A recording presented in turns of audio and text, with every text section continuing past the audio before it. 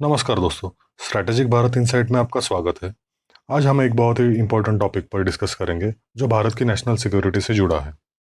देखिए, 2026 की शुरुआत में ही डिफेंस सेक्टर से एक बहुत बड़ी खबर निकल कर आ रही है। आपने शायद न्यूज़ में पढ़ा ही होगा कि इंडियन एयरफोर्स ने 114 मल्टी रोल फाइटर एयरक्राफ्ट की डील को लेकर अपनी स्पीड बढ़ा दी है। लेकिन यह सवाल ये नहीं है कि हम जेट्स खरीद रहे हैं। सवाल ये है कि अचानक अभी ही क्यों भारत को खबर मिल गई है कि चाइना बॉर्डर पर कुछ बड़ा होने वाला है, या फिर हमारी घटी हुई स्क्वाड्रन स्ट्रेंथ को एक नेशनल सिक्योरिटी का मुद्दा बनाया गया है। आज की वीडियो में हम इस पूरी डील को एक डीप एनालिसिस करेंगे। पहले आप कंडीशन को समझिए।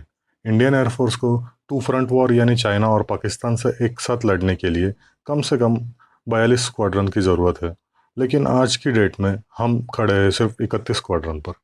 अब आप बोलोगे हमारे पास तो तेजस है, राफेल है, पर देखिए प्रॉब्लम क्वांटिटी की है। हमारे पुराने मिग 21 और मिग 29 अब रिटायर हो चुके हैं। ऑपरेशन सिंदूर के वक्त हमने देखा कि राफेल कितना ज़रूरी है, लेकिन हमारे पास उनकी संख्या अभी बहुत कम है।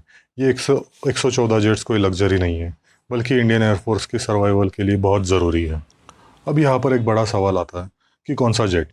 रेस में फ्रांस का राफेल, अमेरिका का F-15EX और हाल ही में रशिया ने अपना Su-57 भी ऑफर किया है। पर इंडियन एयरफोर्स का मानना है कि राफेल ही सबसे बढ़िया है, क्योंकि राफेल के लिए हमारे पास पहले से ही इंफ्रास्ट्रक्चर है। लेकिन यहाँ पर जियोपॉलिटिक्स देखिए।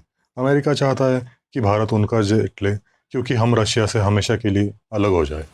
वही फ्रांस कह रहा है हम कोई शर्त नहीं रखेंगे, पूरी टेक्नोलॉजी तुम्हारी। भारत के लिए यह सिर्फ एक जेट नहीं है, बल्कि एक सदी पुराने दोस्ती और टेक्नोलॉजी का सवाल है। मेरे हिसाब से राफेल यह बाजी मार सकता है, क्योंकि इंडियन एयरफोर्स को राफेल के ऊपर पूरा भरोसा है, जो हमने सिंदूर के वक्त अच्छे से टेस्ट किया है। इस डील की सबसे इंटरेस्टिंग बात पता है क्या है?